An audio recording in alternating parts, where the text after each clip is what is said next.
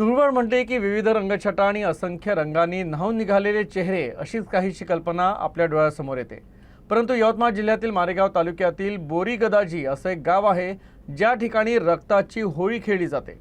हो, अगदी खरं आहे। आपण जे ऐकत आहात ते अगदी खरं आहे। या गावी रक्ताची होळी खेळली जाते, तेही मागील 50 वर्षांपासून ही परंपरा सुरू आहे। पाहुयात एक विशेष वृत्तांत। यवतमाळ जिल्ह्याच्या मारेगाव तालुक्यातील बोरी गदाजी हे गाव रक्तरंजित होळीसाठी दरवर्षी चर्चित असतं। गदाजी महाराजांची कर्मभूमी असलेल्या गावामध्ये गेल्या 50 वर्षांपासून ही परंपरा अविरतपणे सुरू आहे। होळीच्या दिवशी या गावी तुफान दगडफेक केली जाते। ही दगडफेक आकसापोटी किंवा भांडणातून नव्हे तर परंपरेचा एक भाग म्हणून केली जाते। दरवर्षी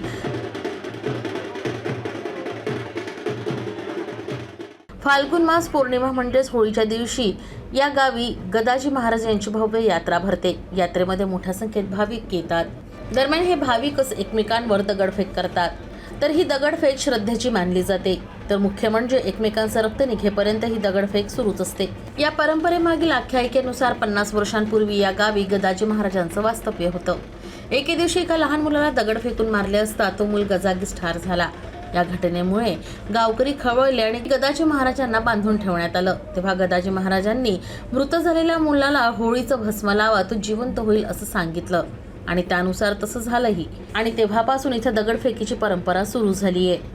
दरम्यान याच दिवशी गावकरी सकाळी मिळून प्रतिकात्मक शवयात्रा काढतात। त्यानंतर संस्था प्रांगणात जाऊन आंघोळ आणि पूजा विधी आटोपतात आणि त्यानंतर 2-3 भाविक जवळील एका टेकडीवर जाऊन दगडफेक सुरू करतात आणि त्याला प्रत्युत्तर म्हणून गावकरी दगडफेक करतात।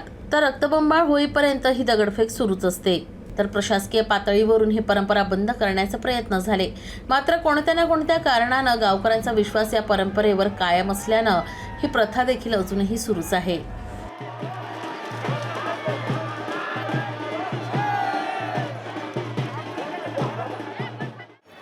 महाराजांना घोडे मारण्याचा खूप शौक होता।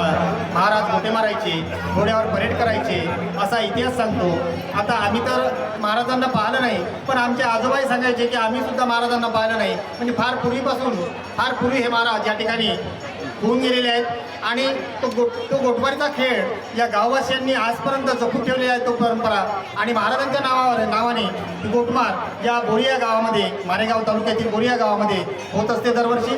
कोणताही व्यक्तीला कोणतीही दुखापत झालेली नाही आणि कोणीही म्हणजे मूर्छित पडलेला नाही आणि हे वर्षानुवर्ष आज किती वर्ष झाले ही परंपरा कुठून कुठपर्यंत आली याचा ताळमेळ इतिहास हा गदाजी महाराजाचा कुठंच नाही आहे। आणि कोणी हे कोणत्या जातीचे आहेत, कोणत्या धर्माचे आहेत हे याचं सुद्धा म्हणजे कोणालाही साव सुरतूक नाही।